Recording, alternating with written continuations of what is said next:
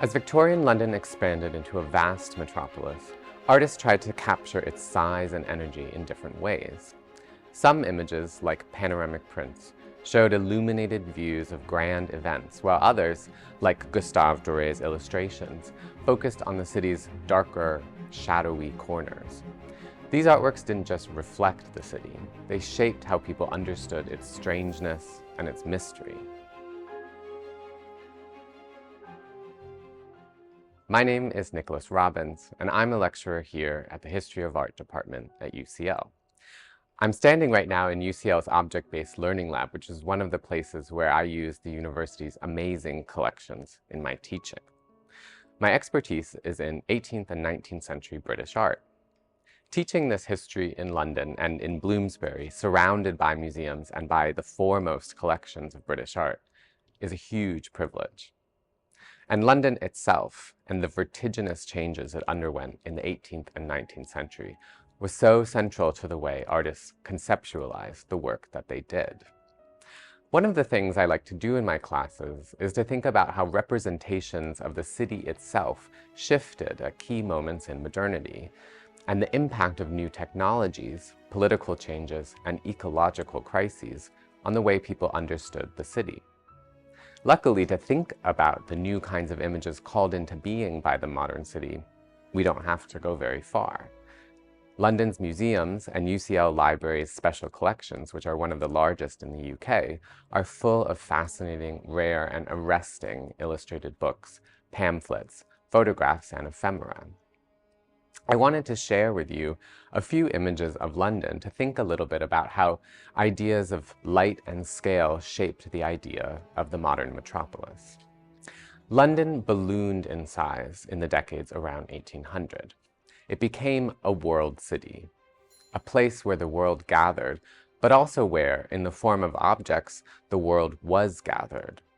New kinds of images, new sizes and new scales were needed to capture the kinds of experience embedded in the massive city. One of these was the panoramic image. Panoramic images imagine a point of view from which everything can be seen. And starting in the 1780s, 360-degree panoramic paintings were installed in specially built circular buildings, surrounding their viewers in a kind of early form of immersive experience. Light was essential to these images. The panorama was about the idea of the modern world as illuminated and as transparent, where everything could be known and exactly tabulated. And yet these panoramic images were, in their own way, overwhelming, perhaps even blinding.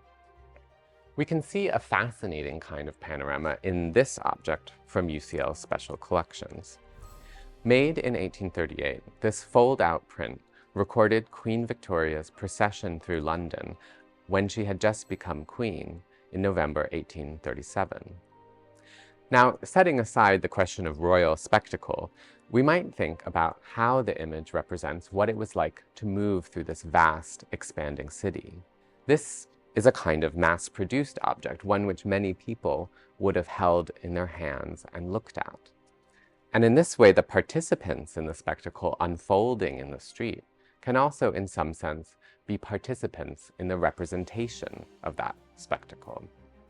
But there is also a kind of flatness to the image. Everything has been evenly delineated, and nothing is hidden from view. The panorama imagines a world without any shadows, where viewers can search out and grasp each thing around it. A lavish illustrated book from a few decades later, one which is a slightly fancier object than the panoramic print, shows us a very different idea of the Victorian city. This book, London, A Pilgrimage, was published in 1872 and is a really key object in the history of illustration. Gustave Doré, who was a popular French artist and printmaker, was hired by a British publisher to produce this book about the city. And it's a book which is really much more interested in what, in London, could only barely be seen, or perhaps only seen with some difficulty. It imagines a visitor to London confronted by the mystery and strangeness of the city, one that's packed to bursting with brick buildings, pedestrians, and commercial goods. We are shown around the smart parts of town and taken to places where the wealthy city dwellers circulate and dance and play. But even there, something seems a little strange. It's sort of clear as you look that there's too much to be seen. The city is stretching out beyond our grasp. Dore then takes us down among the city's shadows. And in those images, we're shown not the sort of bright light of wealth, but rather a space of darkness, like the wall of a warehouse where goods are unloaded from ships in the early morning, bundles swaying unevenly in the thick air. Interestingly, Dore especially confronts the effects of gaslighting.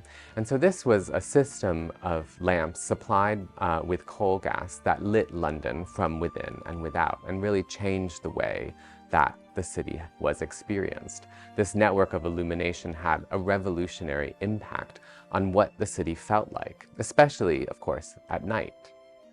But rather than an evenly lit and bright world, the shadowy texture of Dore's images of gaslight reflect the strange experience of this illumination, which flickered and was unsteady and uncertain.